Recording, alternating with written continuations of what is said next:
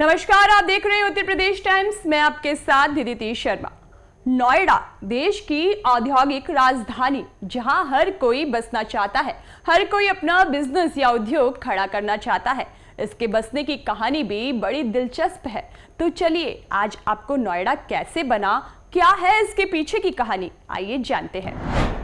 देश के विकास में वैसे तो सियासत के योगदान की चर्चा करें तो फहरिस्त बढ़ती ही चली जाएगी, क्योंकि हम सब जानते हैं कि देश की सियासत और सत्ता के शीर्ष पर बैठे लोगों का काम ही है देश और देश के लोगों का विकास किस तरह हो सके, इसकी योजना को मूर्त रूप देना। आज हम सियासत के एक ऐसे ही किस्से से आपको रूबरू कराएंगे, जहां एक नेता दिल्ली से लखनऊ की यात्रा पर थे। उसी वक्त उनके दिमाग में एक शहर बसाने की योजना जन्म ले लेती है। तो आखिर कौन नेता थे और किसके दिमाग की उपज थी ये शहर? यह कहानी है नोएडा की। 1976 देश में आपातकाल का दौर था। हजारों की तादाद में लोग जेलों में बंद थे। सारे देश में प्रशासनिक डंडे की जोर पर और मीसा कानून के तहत गिरफ्तारियां हो रही थी। उसी दौर में संजय गांधी यूपी के सीएम नारायण दत्त तिवारी के साथ लखनऊ जा रहे थे। दिल्ली में आने से पहले उनका विमान यमुना किनारे खेतों के ऊपर उड़ता दिखाई देता है। फिर क्या था, संजय विमान से बाहर झांकते हैं और उनके दिमाग में एक औद्योगिक शहर बसाने का आइडिया जन्म ले लेता है। उन्होंने अपना ये आइडिया यूपी के सीएम नारायण दत्त तिवारी को बताया। माना जाता है कि तत्कालीन यूपी सरकार ने अपनी सहमति दी और फिर 1976 में नोएडा की स्थापना के लिए एक प्राधिकरण बनाया गया। संजय गांधी एक औद्योगिक विकास क्षेत्र विकसित करना चाहते थे, जहां पर दिल्ली में लगाई गई सारी यूनिट को शिफ्ट किया जा सके। इस बारे में उस वक्त यूपी के ब्यूरोक्रेसी के शीर्ष अधिकारी कहते हैं कि जब एनडी तिवारी को यह प्रस्ताव दिया गया, तब दिल्ली के तमाम इलाकों में फैक्ट्रियां चल रही थी। संजय चाहते थे कि इन फैक्ट्रियों को दिल्ली से बाहर लगाया जाए, ताकि दिल्ली का प्रदूषण कम किया जा सके और जगह भी खाली हो जाएगी। संजय और तिवारी की जिस यात्रा में नोएडा का प्लान बना था, उसमें संजय ने यमुना के पार वाले इलाके को देखा था। उन दिनों एनडी तिवारी को दिल्ली तिवारी भी कहा जाता था। इसका कारण था कि वो दिल्ली के हर हुक्म की तामील करते थे। संजय गांधी की आपातकाल में हनक भी ऐसी थी, जिसमें उनका दिया हर आइडिया या प्रस्ताव उनके आदेश से कम नहीं था। नोएडा शहर, जिसे आज देश ही नहीं दुनिया के तेज तरक्कीमंद शहरों में शुमार किया जाता है, देश के बड़े आईटी हब, मीडिया हब और रियल एस्टेट हब के रूप में यह शहर अपनी पहचान कायम कर चुका है।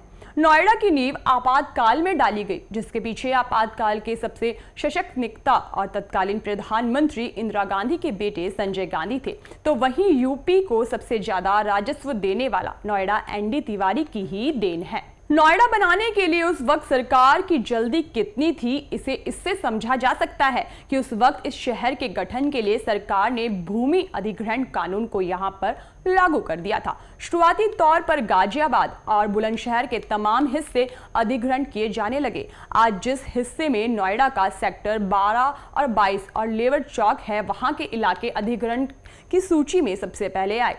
चौड़ा, रघुनाथपुर, निठारी समेत तमाम हिस्सों का अधिग्रहण शुरू हुआ और सरकार पर कई इलाकों में जबरन जमीन कब्जाने के आरोप भी लगे। किसानों का कहना था कि सरकार ने उनसे जो जमीन ली, उसके लिए प्रति गज 3 से 4 रुपए का रेट दिया था। इन फैसलों का विरोध भी शुरू हुआ और कई किसानों ने जमीन देने और मुआवजा लेने से इनकार करते हुए सुप्रीम कोर्ट तक इसकी लड़ाई भी लड़ी। आपको बता दें कि एनडी तिवारी के प्रयासों की वजह से पश्चिमी उत्तर प्रदेश के आधा दर्जन जिलों की तस्वीर बदल गई है और आज वे एनसीआर का हिस्सा बनकर बेहतर अवस्थापना सुविधाओं से लैस है। नोएडा और उसके आसपास के इलाके की तरक्की के साथ ही बड़े से लेकर छोटे उद्योगों में लाखों लोगों को रोजगार मिल सका।